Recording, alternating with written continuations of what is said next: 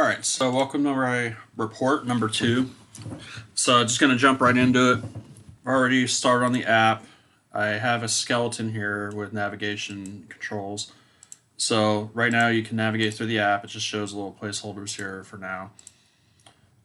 So the app is already logging firewall data. So it listens on UDP port 514. And it shows the information that comes in from the system log. You could probably recognize these are some IP tables logs here that are being generated in real time. Please don't hack my computer with this information. But so as you can see here, this is set up through the file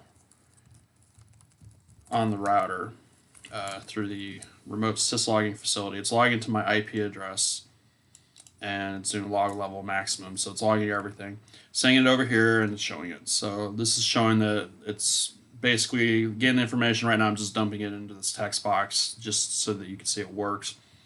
So when you close the app, it has a notification capability. It runs in the background. This is an example notification that comes up right here, which I don't think you can see. Okay, so there's a sample notification right there. And when that comes up, that will basically be where the alerts come up and what have you. So that's basically it for the app. Let's go over the progress report here. Essentially, I've already set up the Git repo for it. Set up the app. It has the system tray support. Everything's good. The application structure set up. I have the navigation pages set up in the app. So I deferred the database setup because I want to wait until the UI was a little bit more fleshed out to just figure out, kind of what I want to put in the database. Essentially, I was just going to put some logging information in there, but I might put some more higher level stuff in there as the app develops.